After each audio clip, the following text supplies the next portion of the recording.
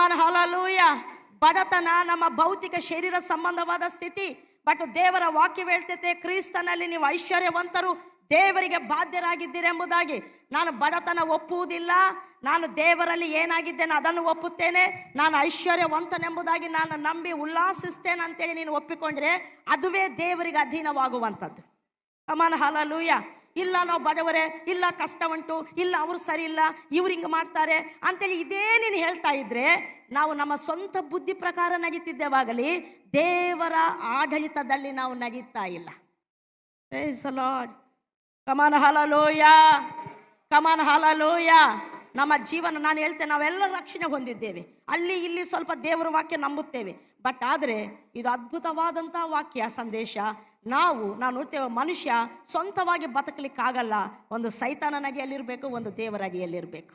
ಸೈತಾನನ ಅಡಿಯಲ್ಲಿದ್ದರೆ ಕಳ್ಳನು ಕದ್ದುಕೊಳ್ಳುವುದಕ್ಕೂ ಕೊಯ್ಯುವುದಕ್ಕೂ ಹಾಳು ಮಾಡಲಿಕ್ಕೆ ಬರ್ತಾನೆ. ನಾನು ಹೇಳ್ತೇನೆ, ನಮ್ಮ ಜೀವಿತದಲ್ಲಿ ದುಃಖ, ಚಿಂತೆ, ಭಯ ಇವೆಲ್ಲ ಕಾಡ್ತಿದ್ದಾವಂದರೆ ನಾನು ಯಾವಾಗಲೂ ಹೇಳ್ತೇನೆ, ಅದು ರೆಡ್ ಲೈಟ್ ಬ್ಲಿಂಕ್ ಮಾಡ್ತಾ ಇದೆ. ಕಮಾನ್ ಹಲ್ಲೆಲೂಯಾ. ನೀನು ಯಾವುದನ್ನು ಯೋಚನೆ ಮಾಡ್ತಿದ್ದೀಯಾ, ಯಾವುದನ್ನು ನಂಬುತ್ತಾ ಇದ್ದೀಯಾ, ಯಾವುದನ್ನು ದೃಷ್ಟಿಸ್ತಾ ಇದ್ದೀಯಾ, ನೀನು ಯಾವುದಕ್ಕೆ ಅಧೀನರಾಗ್ತಾ ಇದ್ದೀರಾ, ಬ್ಲಿಂಕ್ ಮಾಡ್ತಾ ಇದೆ. ಡೇಂಜರ್. ಕಮಾನ್ ಹಲ್ಲೆಲೂಯಾ, ಹಲ್ಲೆಲೂಯಾ. ಚಿಂತೆ, ದುಃಖ, ನಿರಾಶೆ, ಹೊಟ್ಟೆ ಕಿಚ್ಚು, ಜಗಳ, ದ್ವೇಷ, ಕೋಪ ಇವಿದ್ದಾವಂದ್ರೆ ನಾವೆಲ್ಲೋ ದೇವರ ಆಡಳಿತದಿಂದ ಬದಿಗೆ ಬಂದಿದ್ದೇವೆ. ರೆಡ್ ಲೈಟ್ ಬ್ಲಿಂಕ್ ಮಾಡ್ತಾ ಇರ್ತೈತೆ. Price the lord. ಬುದ್ಧಿವಂತನು ಸಂಗತಿಗಳನ್ನು ಗ್ರಹಿಸ್ತಾನೆ. ಯಾಕೆ ನನಗೆ ಗಲಿಬಿಲಿ? ನಾನು ಯಾವುದನ್ನು ಯೋಚನೆ ಮಾಡ್ತಿದ್ದೇನೆ. ಕಮಾನ್ ಹಲ್ಲೆಲೂಯಾ. ಯಾಕೆ ನನಗೆ ಹೊಟ್ಟೆ ಕಿಚ್ಚು ಬರ್ತಾ ಉಂಟು? ನಾನು ಯಾವುದ್ರ ಮೇಲೆ ಮನಸ್ಸಿಡ್ತಿದ್ದೇನೆ?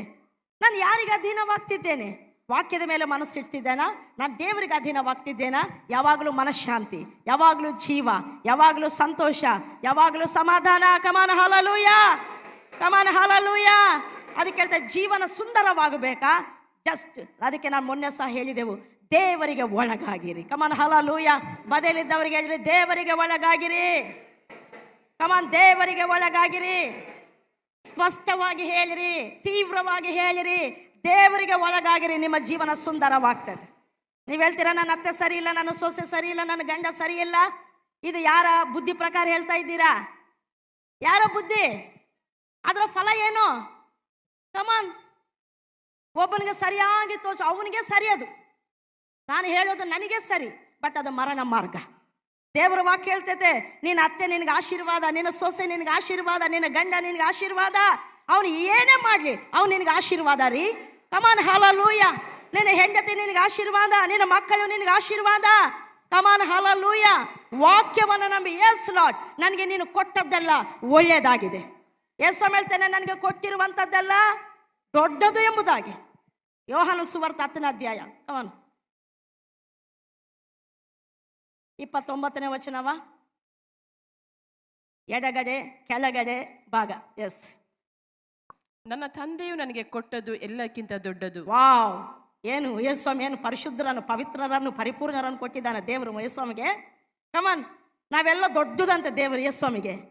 ಎಷ್ಟು ಕೊರತೆಗಳು ಉಂಟು ರೀ ನಮ್ಮಲ್ಲಿ. ನಾವೇ ಹೇಳ್ತಾ ಇರ್ತೇವೆ ನಮ್ಮ ಸಭೆಯಲ್ಲಿ, ಹೌದು ಸರಿ ಇಲ್ಲ, ಇದು ಸರಿ ಇಲ್ಲ, ಅವರು ಸರಿ ಇಲ್ಲ, ಇವರು ಸರಿ ಇಲ್ಲ ಅಂತೇಳಿ ಅನೇಕ ಕೊರತೆಗಳು ಕಾಣ್ತವೆ. ಯೇಸು ಹೇಳ್ತಾನೆ, ನನ್ನ ತಂದೆ ನನಗೆ ಕೊಟ್ಟಿರುವಂಥದ್ದು ಎಲ್ಲದಕ್ಕಿಂತ. ನೀವು ಹೇಳ್ತೀರಾ ಈ ಮಾತು? ಕಮಾನ್, ಹೇಳ್ತೀರಾ ಈ ಮಾತು? ಹೇಳಿದ್ರೆ ಯೇಸು ಸ್ವಾಮಿ ಅಂತ ಮನಸ್ಸು ನೀವು ಹೊಂದಿಕೊಂಡಿದ್ದೀರಾ. ಯೇಸು ಸ್ವಾಮಿ ಆಗಿದ್ರೆ ತಂದೆ ಆಡಳಿತಕ್ಕೆ ನೀವು ಬಂದಿದ್ದೀರಾ. ಆ ಆಡಳಿತಕ್ಕೆ ನೀವು ಒಪ್ಪಿಸಿಕೊಟ್ಟಿದ್ದೀರಾ. ಇಲ್ಲ, ಹೇಳಲ್ಲ, ನನ್ನ ಅಪ್ಪ ಸರಿ ಇಲ್ಲ, ಅಮ್ಮ ಸರಿ ಇಲ್ಲ, ಅತ್ತೆ ಸರಿ ಇಲ್ಲ, ಮಾವ ಸರಿ ಇಲ್ಲ, ಸೊಸೆ ಸರಿ ಇಲ್ಲ, ಅವ್ರು ಹಾಗೆ, ಇವರು ಹೀಗೆ.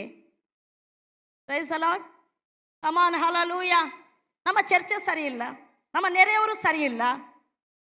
ಇದು ಯಾರ ಆಡಳಿತದಲ್ಲಿದ್ದೇವೆ? ಸ್ವಂತ ಬುದ್ಧಿ ಅಥವಾ ಸೈತಾನನ ಆಡಳಿತ. ಕಮಾನ್ ಹಲ್ಲೆಲೂಯಾ.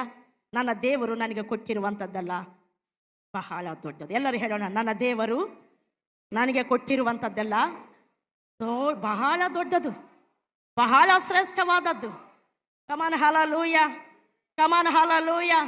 ಒಂದು ದಿನ ಬರ್ತೈತೆ ರೀ, ಇವೆಲ್ಲ ನಮಗೆ ಎಷ್ಟು ಆತ್ಮಿಕವಾಗಿ ಹಿತ ಮಾಡ್ತಾವೋ, ನಾವೆಷ್ಟು ದೇವ್ರಿಗೆ ಹತ್ತಿರವಾಗಿ ಮಾಡಿದೆವೋ, ಎಷ್ಟು ದೇವರಲ್ಲಿ ಬೆಳೆಯುವಾಗ ಮಾಡಿದೆವೋ, ನಮ್ಗೆ ಯಾವ್ದು ಸಮಸ್ಯೆ ಕಾಣ್ತದೆ ಆ ಸಂಗತಿಗಳೆಲ್ಲ ಅದು ಆಶೀರ್ವಾದ ಎಂಬುದಾಗಿ ನಾವು ಹೇಳ್ತೇವೆ. ಕಮಾನ್ ಹಲ್ಲೆಲೂಯಾ.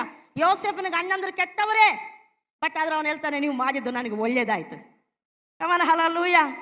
ಆ ಅಣ್ಣಂದ್ರಿಲ್ಲದಿದ್ರೆ ದೇವರ ಚಿತ್ತ ಅವನಲ್ಲಿ ನೆರವೇರ್ಲಿಕ್ಕೆ ಮಾರ್ಗ ಇರಲಿಲ್ಲ. ಕಮಾನ್ ಹಲಲೂಯ.